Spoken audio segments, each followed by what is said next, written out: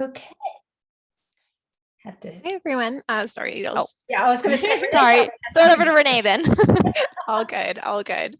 Hi everyone. Thank you so much for joining us for another live community classroom with Michaels. We have our friend Edie Eckman with us today, and we're going to be learning how to make this Caron beginner ribbed knit striped cowl. My name is Renee L from Yarn Inspirations, and I'll be helping with any questions you might have during today's class. Please feel free to drop your questions in the chat, and we'll make sure that Edie answers them.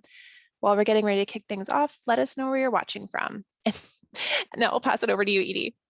Okay, great. Hi, welcome everybody. I'm going to step back so you can see this really adorable cowl, which is so simple to make. And I'm going to be showing you how to do it today.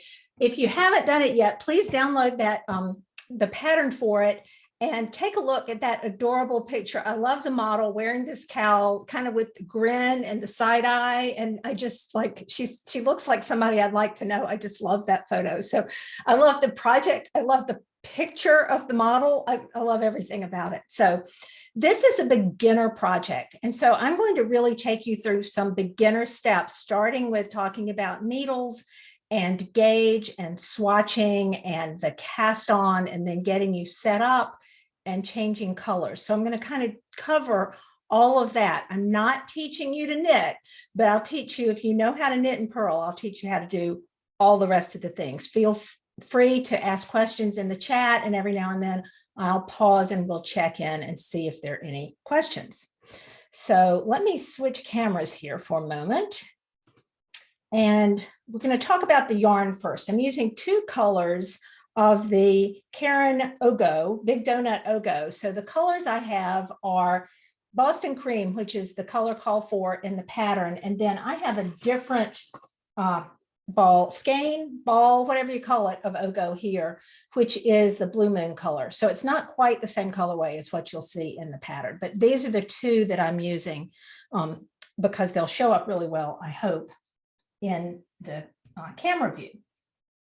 So when you look at the pattern, you see that it calls for one skein, or whatever we call these. I'm going to call them skeins of each of two colors. And that's because we just call them Ogos. Ogos. Which works. Yeah. Okay. So either works. Calls for two Ogos. So we're going to be doing, you see there are two separate, I guess it's two skeins, two Ogos make two cowls, and your striping pattern may end up different from this, and that's perfectly okay. So just want to point out, yours may not look exactly like these two, because we're just going to take it in the colors as they come in the Ogo. So when I'm looking at a pattern, the first thing I want to do is take a look, make sure I have the right yarn. And then I look at the suggested needle size, and it calls for a US 8 5mm circular knitting needle that's 36 inches long. And the reason it calls for 36 inches is because you're making this one big piece in the round. Now, I think you could probably do it on a 24-inch circular if you have that, but it calls for 36-inch circular. This does not mean this is the size you're going to use. This is a suggested needle size. To know what needle size you want to use, you're going to want to do a swatch. Well, I take that back. You aren't going to want to do a swatch, but you should do a swatch, okay? So a swatch can tell you a lot of things, including your gauge. So you look at the gauge information, and you see it calls for 17 stitches and 23 rows equals 4 inches in stockinette stitch is what I call it. So what you want to do then is you want to cast on enough stitches to make at least a 6-inch piece. So I have done stockinette stitch, which is knit 1 row, purl 1 row. And this piece is about 6 inches square. And yes, it's curling a little bit. That's what stockinette stitch does. I have knit this and I have blocked it, and yet it still curls a little bit. And that's just a feature of stockinette stitch. So I'm going to put it flat down on my table and take a ruler. I like to use a ruler rather than one of those little things with the window, because I can really see a full stitch. If I have a thing that's covering stitches, I can't count full stitches. So I like to use a ruler rather than a tape measure or one of those other things. A tape measure means I have to hold down both ends, and I don't like to have to do that. So I just use an old-fashioned ruler. As a matter of fact, I recently bought myself a new $3 ruler. So how about that? Another thing I'll often do when I'm trying to count gauge is I will often start with the 1-inch mark. On this ruler, I don't need to do this because if you look really carefully, you can see that I can start counting right here. If I don't have that mark right there to know that this is exactly 1 inch, sometimes you'll see it just looks like this. And in that case, I want to start at the 1-inch mark and count to the 5-inch mark to get my 4 inches. But on this particular ruler, I like it because it shows me, all right, I'm going to start counting right here. And I'm going to use a needle to help point to the stitches. Each stitch of a stockinette stitch is a V. It's a V shape. So that's what I'm going to be counting. I'm going to start right over here and line up this line with the edge of a stitch and count 1, 2, 3, 4, 5, 6, 7, 8, 9, 10, 11, 12, 13, 14, 15, 16, 17. And I'm counting right to that edge of that where the 4-inch mark is. Well, lucky for me, it did work that a 5mm knitting needle, this particular 5mm knitting needle, gave me exactly the pattern gauge. It does not always work that way. So sometimes you're going to have more stitches over 4 inches. And if that's the case, your stitches are too small and you need to have a larger needle. Or you might not have as many stitches as you're supposed to. In that case, you need a smaller needle so you can squeeze those stitches together. So then you would do another gauge swatch to get the gauge you're looking for. Now, why do you even care about doing a gauge swatch? Like, does gauge really matter in something like this? I mean, it stretches to fit, right? So why do I care about gauge? Well, this also gives us information about the kind of fabric you're making. So even though this is a ribbed pattern that we're going to be doing and the gauge is given in stockinette, it tells me something about how loose or tight the fabric is. And if you've ever made something that was too stiff and not comfortable to wear, chances are your gauge was too tight, or sometimes it's too floppy. So you want to have the right amount of body. If this cowl was too floppy, it wouldn't kind of stand up here in the back where I want it to, or it might be too tight and it wouldn't drape the way I want it to around the top. So you want to get the right fabric for the thing you're making. I'm going to stop right now and see if there are any questions about gauge before I keep going. Has anybody asked? Nothing about gauge so far. Okay. All right, so we've done our gauge swatch. As I say, washed and blocked it, so I know what my finished gauge is going to be. And luckily for me, I didn't have to do another gauge swatch. But don't worry, if you do have to do another one, it's no big deal.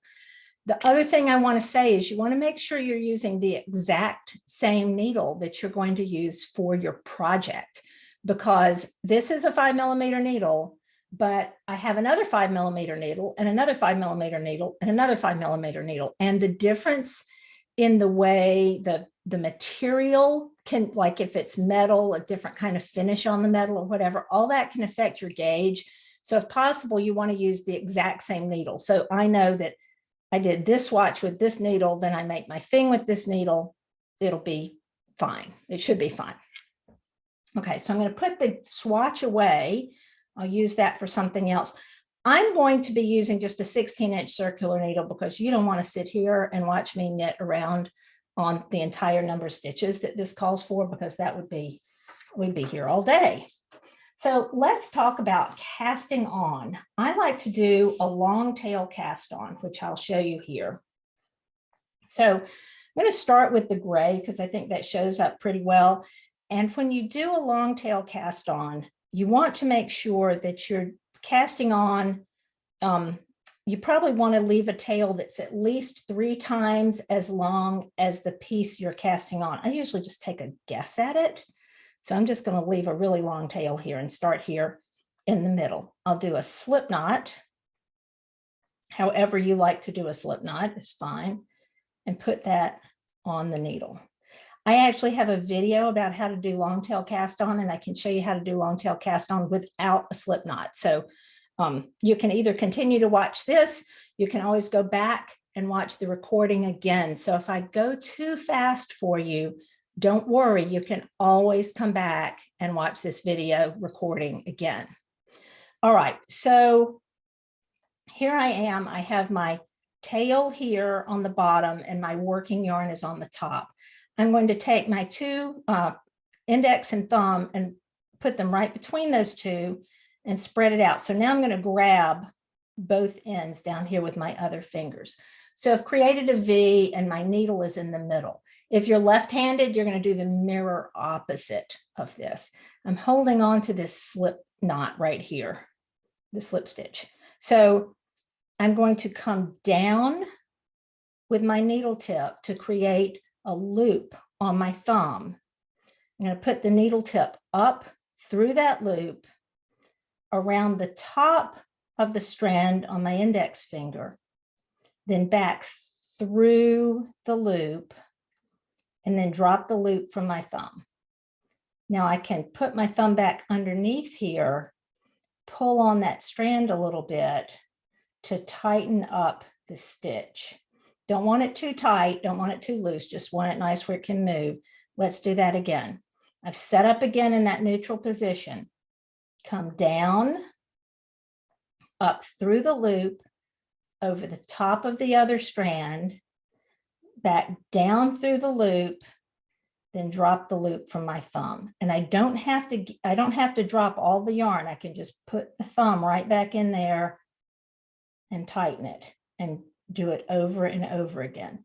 So there's another stitch and another stitch and another stitch. I'm going to show you one more slowly, and then I'm going to do a whole bunch so I can get these stitches on my needle. So I'm just going to go super fast here because I need to get enough stitches to go all the way around my circular needle. Meanwhile, as I'm doing this, Renee, if anybody has questions, I can answer those. You bet. So we have some gauge questions. Mm-hmm. All right, let me scroll up. Okay, Angela said, I have a 32-inch and a 40-inch cord, but no 36. Which is best for me to use? 32 will be fine. You'll be fine with the 32. Awesome. And then Molly said, do you then take out the gauge so you don't waste yarn? I'll confess, I never do them. Yeah, Got a few folks admitting that they don't. All right, I never take out the gauge swatch. If you do run out of yarn, you can always take it out if you need to, but I don't think you're going to, one, I don't think you're going to run out of yarn. And 2, it's always nice to have that swatch available so you can go back and double check. Like, why would I, it's like erasing information. It's like you've taken note of something that you need to know, and then you wrote it with a pencil and you erase it, so you can't ever go back and check it. So don't rip it out now. If you do run out of yarn and you need to rip it out and use it, then sure, you have it, but there's no need to do it now, because why erase all that information? That's a good point. It's just like a good reference to go back to. Right. And you can use it. I mean, I have bags of swatches that I can use for yarn bombing, and I can use them for, class samples, and I've sewn them together to make backpacks and tote bags and all kinds of things. So I never rip out work if I can avoid it. Just use it for something else. Yeah. Okay, so I'm going to ask one more question, and then I'm almost done. Oh, really? Gosh. Yeah. Okay. Does gauge change for knit in the round versus flat? Yeah, that's a great question. And it certainly can change for knit in the round versus flat. For this project, I don't know that it matters. And because the pattern told me to do it 17 stitches and 23 rows, I may be overthinking it, but I think that means knit flat. If it had said 23 rounds, I would have done this gauge in the round. So I don't know that it's hugely important, but I think that that's, for this, it's probably fine. You're close enough if you're getting 17 worked flat. Let's see if this is going to work. That's going to be enough stitches for me to work around here. So the other thing I want to do is I want to stop real quickly and make sure I have the right multiple, because I need a multiple of 8. I think, let's see, multiple of 6. So let me count 2, 6, 8, 10, 12, 14, 16, 18, 20, 22, 24, 26, 28, 30, 32, 34, 36, 38, 40, 42, 44, 46, 48, 50, 52, 54, 56, 58, 60, 62, 64, 66, 68, 70, 72. 72. That's a multiple of 8. Yes. Can't even remember. Somebody do math for me. I'm going to take off these extra stitches here. Okay. Whoops, I took off stitches on the wrong end. 1, 2, 3, 4. I need to take off these 4 stitches. Okay. Google says yes. Yes, thank you. Thank you. I didn't know I was going to have to do math here. So now I left way too much, well, not way too much, but I have a long tail here. I'm just going to kind of tie this up out of the way. I could cut it off if I wanted to, but I think I'll just leave it hanging there. Now, before I join in the round, here's the important thing that I have to do. I have to make sure that these stitches aren't twisted. You may see something that says join in the round, being careful not to twist. What happens is if I have, let me twist it so you can see what I mean. If you look here, you can see the front of my cast on, then it kind of goes down and it comes back around. You see it falling under and over here. If I join these like this, I'm going to have a twist in my work that will not, I won't be able to fix it later. You have to fix it now. If you don't fix it when you join that first time, it's not something you can untwist later. So what I always do is I put my work on the table or the sofa cushion or whatever, and I just make sure that my stitches are not crossing over the needle. So I take a look at the right side of my cast on. There's the right side of my cast on. Those are smooth stitches. I'll show you what the wrong side looks like. You see those are purl bumps, bumpy stitches. Just want to make sure that I'm looking at all bumpy stitches or all smooth stitches, and they're all right now on the inside edge of my circular needle. So I know that it's not twisted. I'm also going to need to use a stitch marker because I'm basically going to be working in spirals. And so I want to know where the beginning of the round is. So I will put a marker on my needle. And now I'm just going to knit directly from, make sure I'm using my working yarn. I'm going to knit directly into this first stitch that I cast on. Again, double checking that my stitches aren't twisted. When you have a lot more stitches like you will for this cowl, you're going to have obviously a much bigger thing. You're going to have to check a little more carefully. It's pretty easy for me to tell here that they aren't twisted. So I'm just going to take my working yarn, getting rid of the long tail here, and knit into the first stitch. So I have joined, that's my first stitch. And that's where I can stop if I want to, if I need to put it down, but I want to go ahead and join that. My instructions tell me to knit 4, purl 2. I also noticed that the instructions tell me to put a marker on the first stitch. I put a marker for knitting in between the last stitch and the first stitch. So it says knit 4. I've knit 1, 2, 3, 4.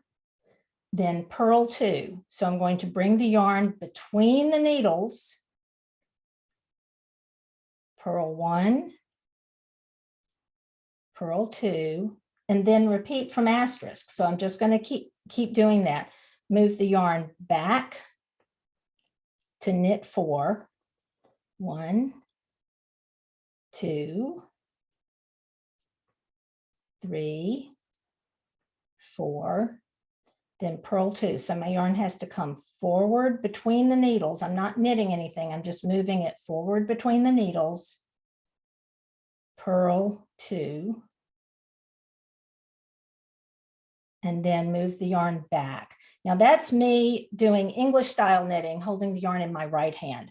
Let me show you, if I hold the yarn in my left hand, if I do continental style knitting, I'm still going to knit 1, 2, 3, 4, bring the yarn between the needles, just like that, purl 2, 1, 2. Now what's happening here is I'm getting a bunch of yarn scrunched up on this side, but it's stretching out over here. So I just need to move those stitches along to bring more up here on the left side.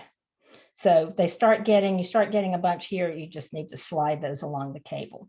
So let me do a few more. 1, 2, 3, 4, and then purl 2. And let's say you get interrupted and you don't remember where you are. I'm going to do blah, blah, blah, blah, blah. The phone rings, I answer the phone, and I come back and I go, I don't remember where I left off.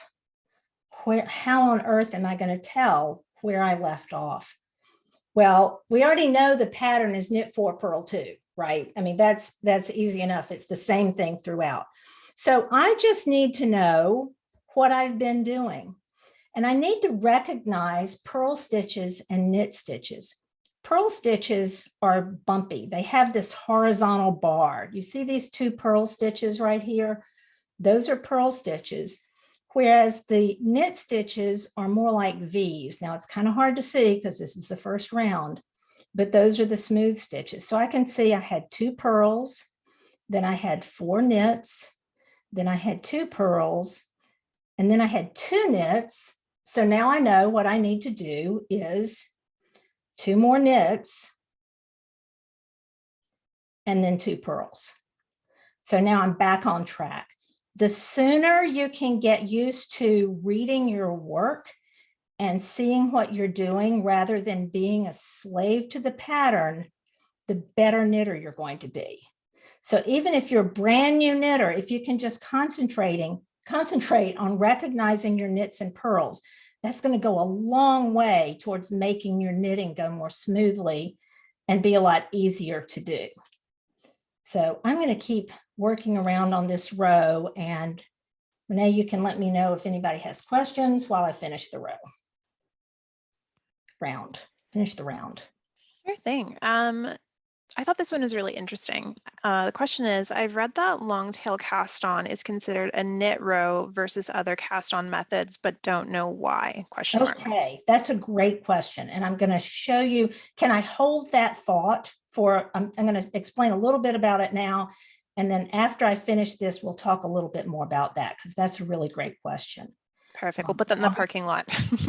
Yeah, and I'll be able to show it a little bit better when I'm not right in the middle of the project. So that's a really good question and an important question too. So here I am coming around.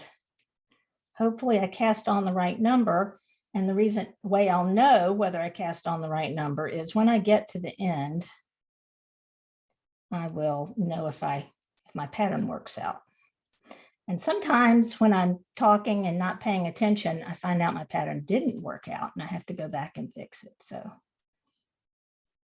1, 2, 3, 4. Yep, I ran out, didn't do it right, or I messed up here somewhere because I should have 2 purl stitches left.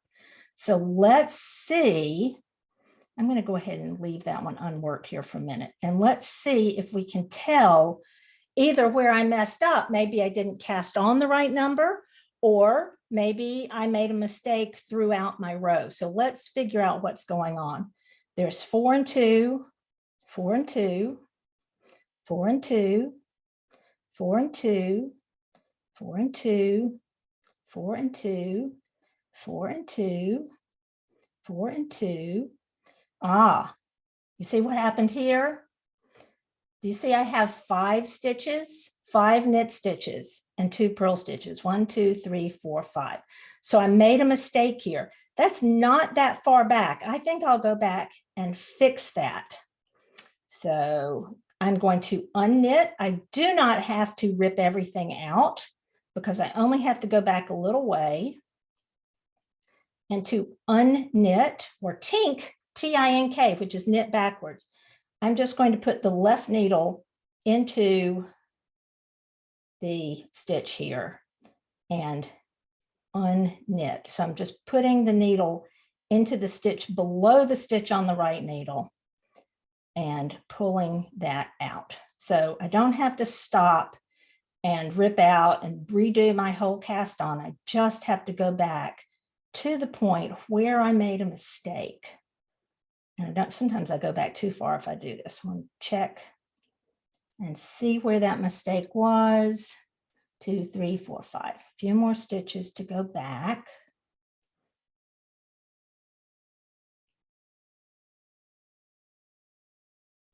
All right.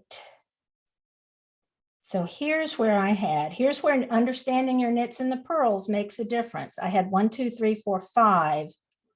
This stitch should have been a purl. So I'm going to purl, purl, then knit 4, 1, 2, 3, 4, and purl 2. The good news about this pattern is if you get it set up right, and hopefully you're not talking while you're setting up because that was my problem. The setup row is usually the hardest part, the one where you need to pay the most attention. But the lovely thing about this pattern is all the rows are the same. And so if you get it set up correctly on the first round, then you just read your work the rest of the time and you don't have to read the pattern at all. So let's see where I am. 1, 2, 3, 4, and then purl 2, 1, 2. Yay. Now, here we are at the end of the round, and I'm going to move my marker, and I want to stop and talk a little bit about that cast on question.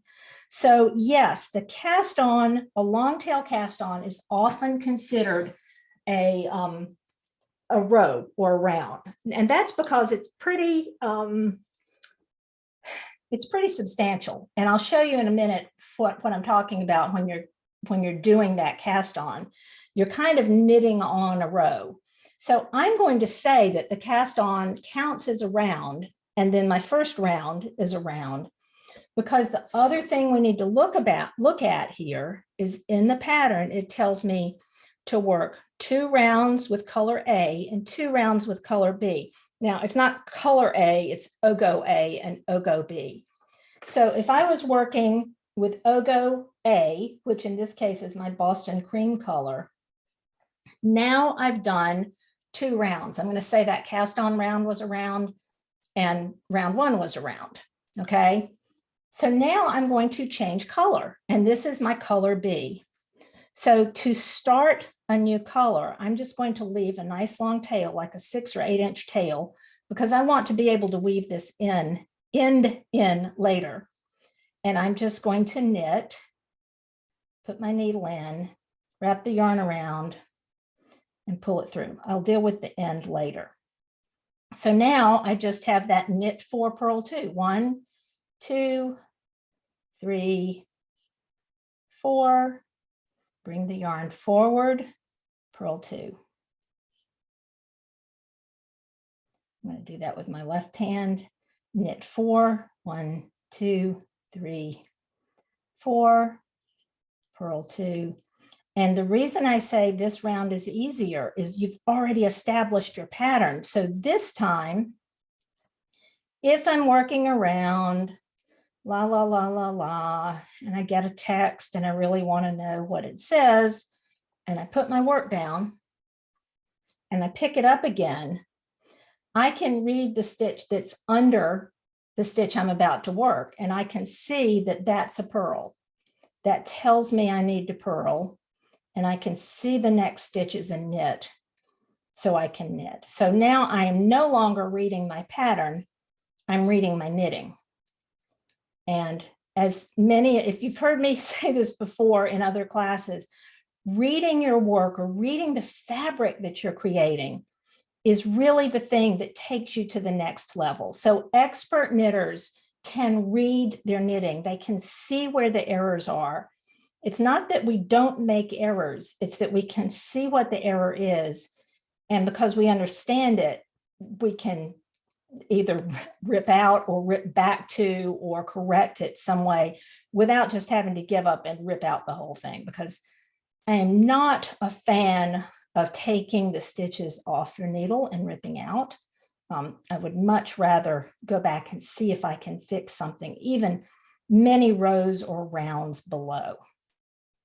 So I'm going to keep chatting here as I work around here, because we know that this is a 2-round stitch pattern, 2 rounds of color A, 2 rounds of color B. So when I get around here, oops, read your work.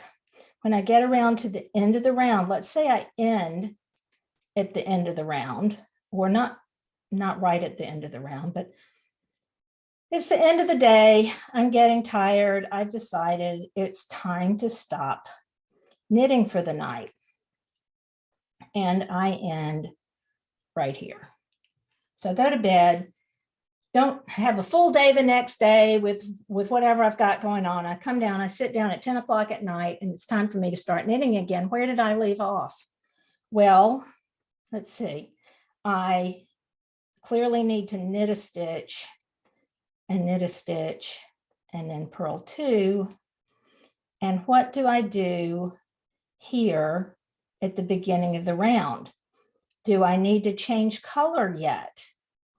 Well, I don't need to change color yet, because it's a 2-row, it's 2 rows of each color, 2 rounds of each color. I had 2 rounds of gray. It's time for me to do 2 rounds of yellow. So I will go ahead and do another round of yellow in pattern. And then the next round, I'll change back to the gray. So yes, you're going from one ogo to the other every 2 rounds.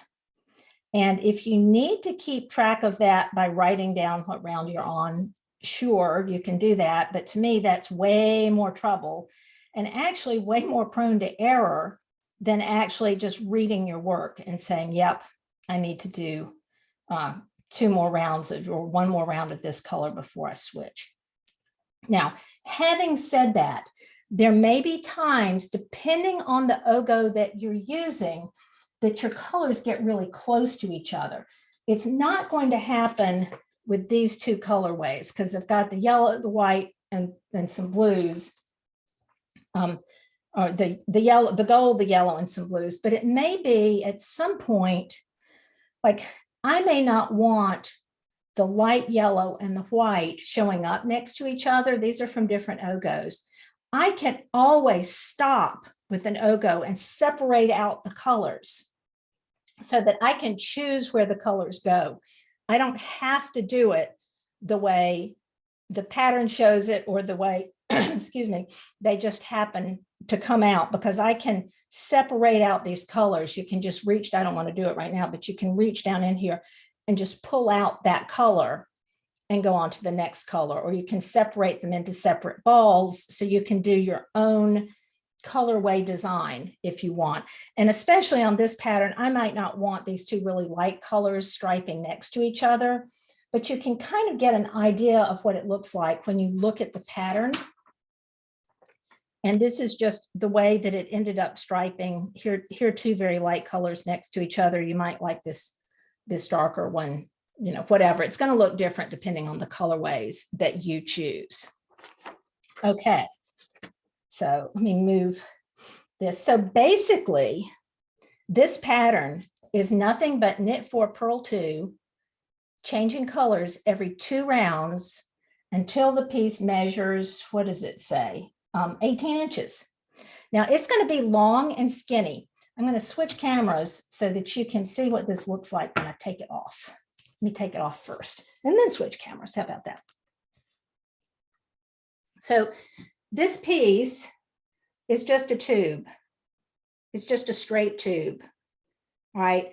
What's nice about it is because it's a rib, it stretches. So when you put it on and pull it down over your shoulders, it just stretches out around your shoulders. It's really nice and warm. And then you can fix the collar the way you want it. I didn't do a very good job there, but so it's just a long tube. All right. So mindless knitting, once you figure out what you're doing, if you're an intermediate knitter, you're going to find this very relaxing. I'm really looking forward to making one. I hope I can make one. So let me stop and see what questions there are so far. I think it's a little quiet. You did answer the one about they'll go every other 2 rounds. Give them a few seconds. If anyone has any questions, hop into the chat. Okay, we have one from DM here. Do you have to pull the colors as you go? How do you get all the way at the bottom? I'm not sure what you mean by how do you get all the way at the bottom.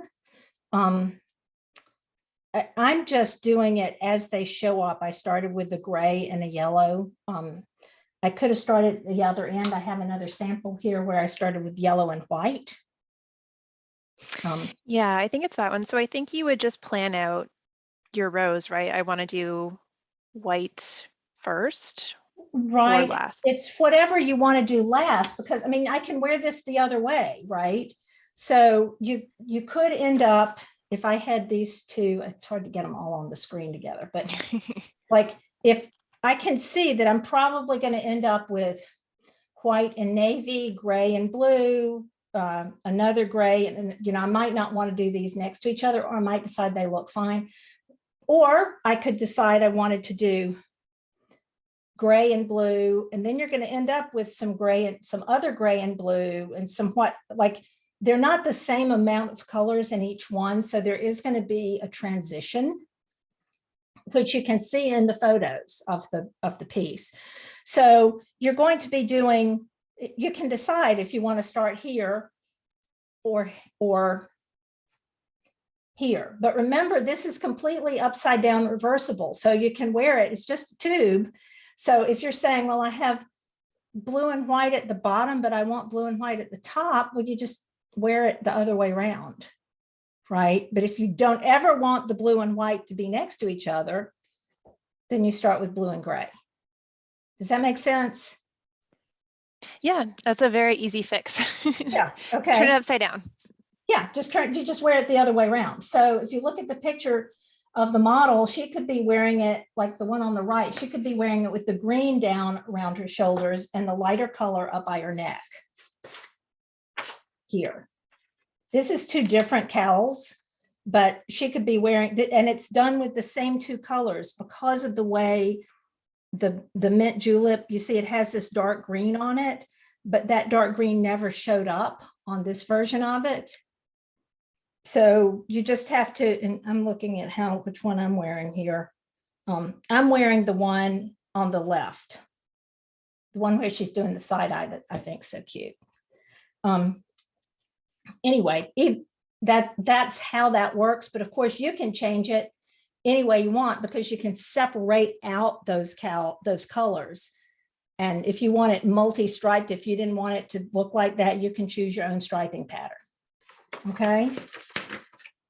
So I see somebody wants me to show adding the gray on the next section of this one. So I can certainly do that. I have to keep knitting to get around to the end of that. And meanwhile, Renee, if there are other questions that I missed. You got it. Do you want me to ask now, or do you need to concentrate? Yeah, you can go ahead. No, I can, okay. I can knit and talk at the same time. Perfect. I never want to interrupt the process. Okay. Sue says, thank you for these Zoom lessons. We love doing these. Thank you for joining us, Sue. Okay, question. At the end, do you cast off in pattern? Yes. So you're going to want to bind off 4 knitwise, then 2 purlwise. And you definitely want to use, I didn't say this before, but you definitely want to use a stretchy cast on, which is why I like the long tail cast on, because you need it to be able to stretch. And make sure when you're binding off, you're not binding off too tightly, because you want it to stretch. You don't know whether you're going to be wearing it right side up or upside down, not that it really matters. So you want both your cast on and your bind off to be stretchy. If you know another kind of stretchy cast on and bind off, those are great to use too. So you could use a tubular cast on and tubular bind off. Those are more advanced techniques that I didn't want to cover in a beginner class. So, all right, here I am at the end of the second round of the yellow stripe. I'm going to slip my marker, and now it's time for me to do a gray stripe. So what I'm going to do is I'm going to put my needle tip in here like I'm going to knit, but I want to pick up the gray yarn. I'm not cutting the yarn at the end of every round. I'm just carrying it up the back. I want to make sure I'm not grabbing my long tail. And then I'm just going to wrap the yarn around. I'm holding the old yarn to the left. I don't know if you can see that, and knitting with the new yarn. And then I can drop the old yarn and just do 1, 2, 3, 4 knits and 2 purls. And just do that around for 2 rounds and then switch.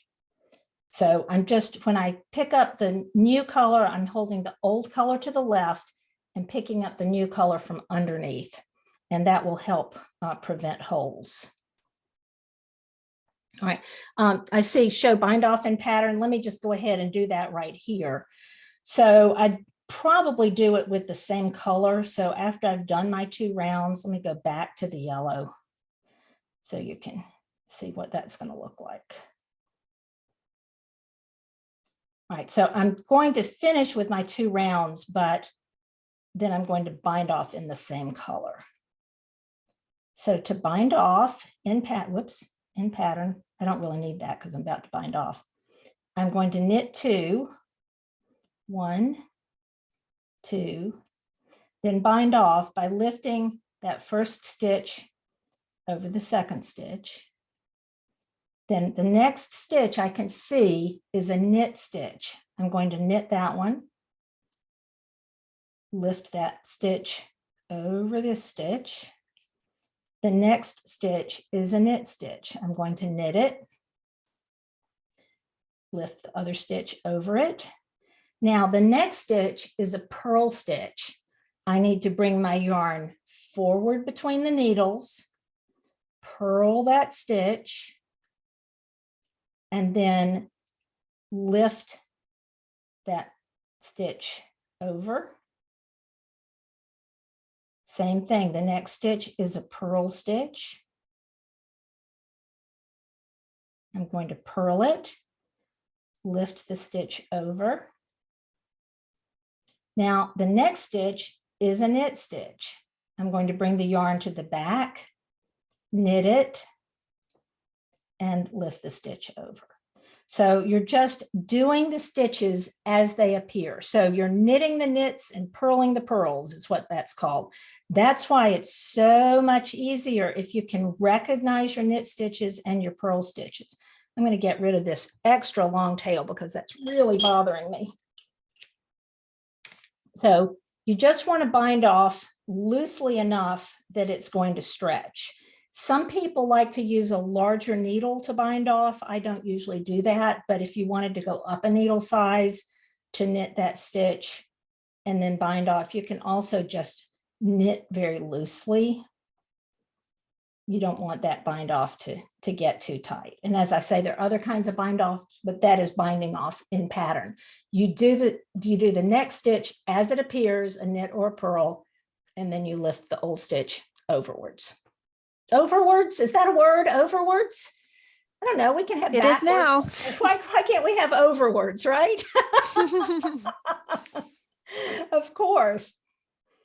Okay, other questions. I'm going to grab a drink, and then I do have another trick to show you about the cast on. I want to make sure I get in there. All right. Awesome. So we have quite a few questions. I'm going to give you a few seconds to hydrate. Yeah, thank you. Okay, so I was thinking about this one, so would love your input. The question is, if you wanted to make it more like a poncho, could you just keep going? So this is her first non-simple scarf. So she doesn't know what's possible yet, but if you just kept going, what happens? Okay, so if you keep going, it's going to be a longer tube. And I'm going to step back and just like, I'm not small, right? So you'll have to, it's just going to get longer, right? But it's still going to be, and you know, like I could wear it down here. I don't know, can you see that? The only problem with this is it's a little bit, you know, I can't move my arms as much. So it's fine. It's comfy. Doesn't feel too tight, but it is a little bit restrictive when it comes to moving my arms. So you might want to increase at some point, bring new stitches into pattern or whatever, if you wanted to do that. If you wanted something that was more flowy and open, like a poncho. But as far as wearing this, if it were longer, it would still drape over and stretch around. Depends on what size you are. I'm not tiny, so I'm probably a size 12 or 14. So if you're bigger than that, you might need more stitches on the lower end if you wanted to stretch it over. So if you're smaller, it wouldn't be any problem at all. That's a great question. And I love it that it's not it's almost your first project and you're already thinking of cool ways to change it. That's great. I love that. This is why I love this community. Yeah. In the same vein, so somebody had asked, it's a bit hard to see how, like, as we're making it, how this little thing of 72 stitches could become so large. Is it just because it stretches? All right, so it's not I'm sorry I didn't make that clear. This thing that I'm doing, I'm just doing it on 72 stitches. The pattern calls for 186 stitches.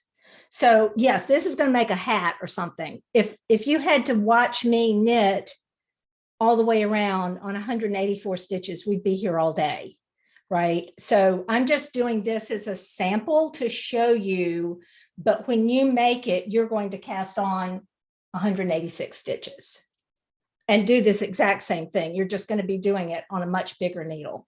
So I'm sorry if I didn't make that clear. Perfect, good to know. I'm glad you asked. Oh, and Sandy weighed in too, bless you. I love like the volunteer moderators too. Sure.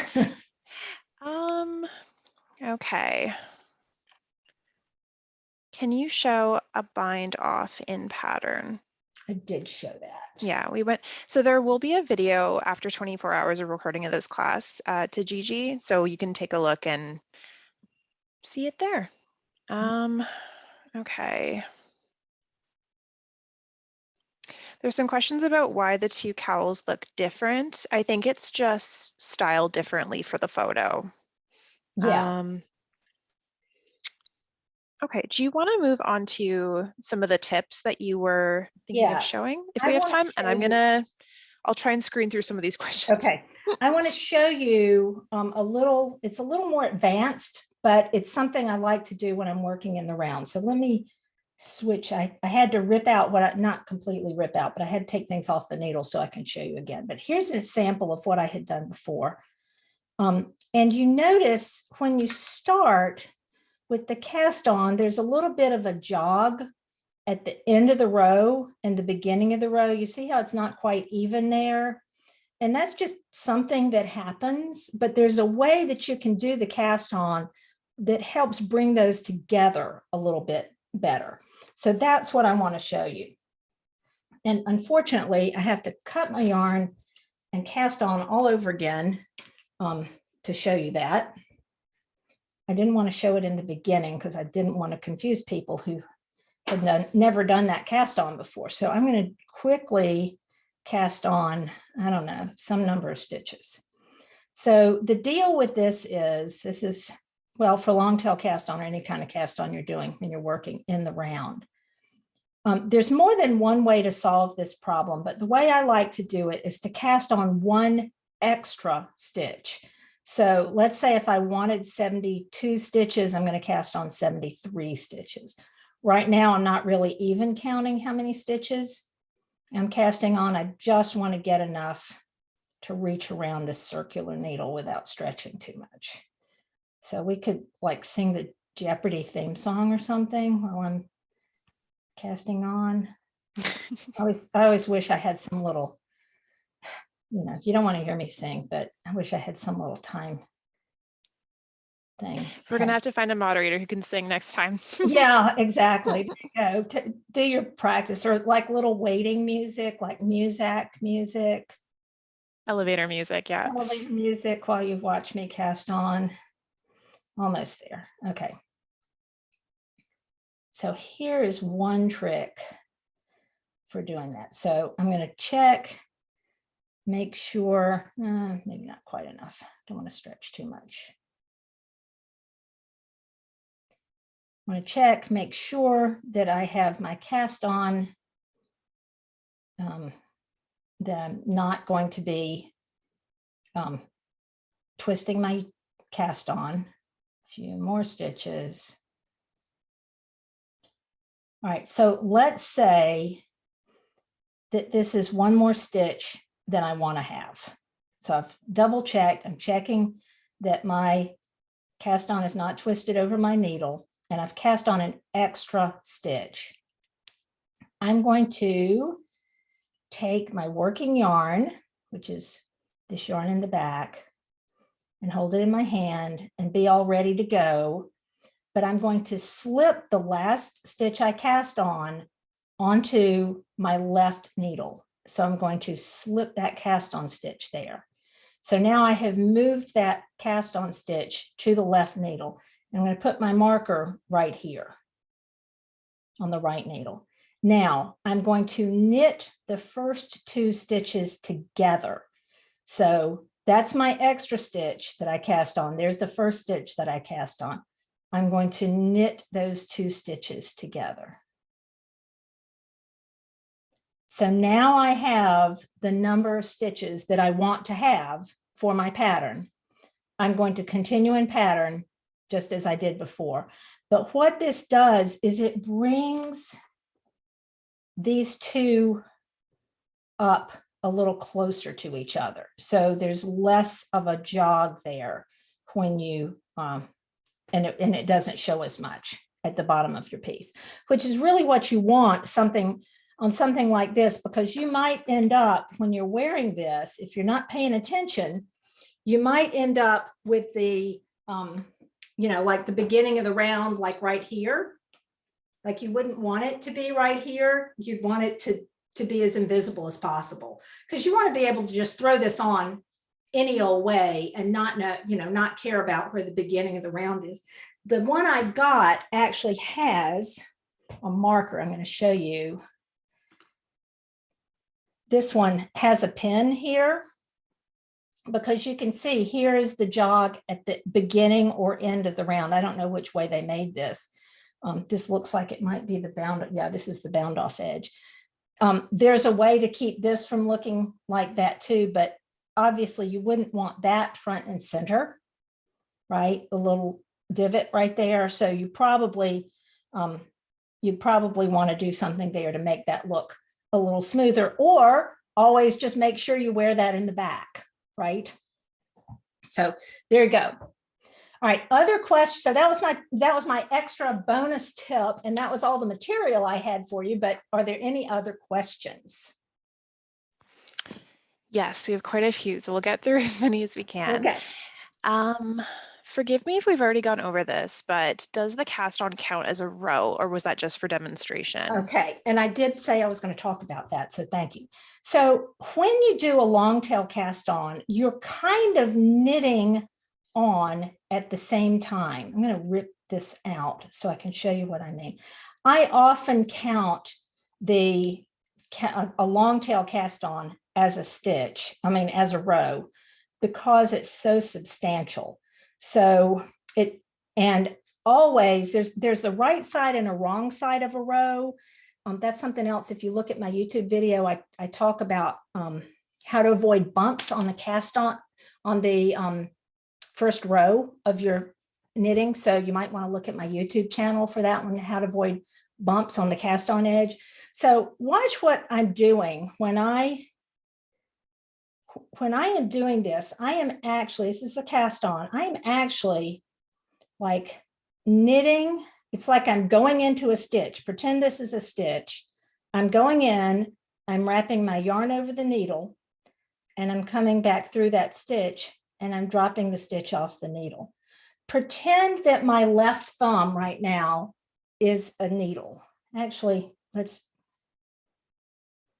okay, so if my left thumb is a needle,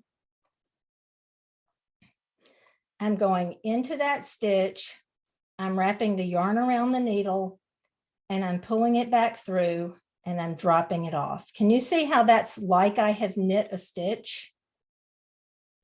And when I have finished casting on, long tail cast on, the right side of my cast on is on my right hand. And if I'm working back and forth in rows, I'm going to turn it, and I can see I have purl bumps here. So that would be a wrong side round if I'm working back and forth. So I'm not going to say I count it as a row or round, but sometimes I will, depending on what my stitch pattern is. And on this one, because it's just a 2-round repeat, if I had done one more round of white here, that stripe would be wider than I want it to be. Okay, so start paying attention to what is happening on your needles, and you'll understand a lot more about it. So rather than just saying, does it count or doesn't it count, start thinking through the process of what's happening. Okay. Awesome. So we're getting a lot of questions about how exactly we would modify this pattern if it was a different yarn. So say we had another medium worsted weight yarn. Mm-hmm. Would that color work be possible? Sure. Now you're going to want 2 colors, right? So if you want the stripes, you're just going to do 2 colors of, whatever you have, 2 rounds of whatever you have, and then 2 rounds of another color. You could use multiple colors. You could do as much as you want. I mean, there's no knitting police. It's up to you. You can choose any yarn you want that's going to give you a good gauge, and a good fabric, and then just use your own color sense to make it work for you. So absolutely, you can do it in other yarns. Awesome. And if you only had one OGO, we had one of the questions earlier on, someone just had one OGO on them. Of course, this is for 2 cowls, and you're using about half of an OGO each per cowl. How would you do that? I wonder, just doing one. So there are a couple of things you could do. You could just not change colors, right? Just not change, and just let it shade from one to the other. So you'll get bigger stripes, right? You'll get a band of blue and a band of yellow or whatever. Or you could work from both ends. So you could have like, one end and the other end. Or what I would probably do is I would separate out the colors of the OGO. You can do that. You can pull out each color, and then you can just use that one OGO to stripe it whatever way you want, given the colors that you have. Awesome. That was a great explanation. Okay, I think we're good to wrap. Awesome. Thank you everyone so much for joining us. You can find this video, I believe, after 24 hours. So hopefully you can slow it down and pause it. I do believe Edie has some more content coming out possibly next week as well about this arena. So you can check that out. Edie, where can people find you? We're asking people for your digits. A lot of people are asking. Right. So you can find me online at edieeckman.com, Instagram and Facebook. I'm Edie Eckman everywhere. If you sign up for my newsletter, that's probably the best way to find me. I'm sending out a newsletter in just a few minutes after I get off screen here. So go to edieeckman.com/newsletter to get on that list. And you can also find me on YouTube, where I will have some new content coming out. I was going to say the end of the week, but this is the end of the week. So next week, I've got a few new videos on, for instance, ways to join in the round without that jog. So that's one of the ones that'll be coming up next week. So I hope I'll see everybody on social media. And next week also on Michael's, I'm doing a crochet class. So on Tuesday. Awesome. Okay. Thank you everyone again. Don't forget to share your work. We love to see it. It makes our day every time we see your projects. So you can tag it with hashtag Make It With Michaels and hashtag Yarnspo, YARNSPO. And just a reminder, you can find more classes on Michaels and a recording of today's class at michaels.com/classes. Thanks, Edie, and thanks everyone. Bye. Bye.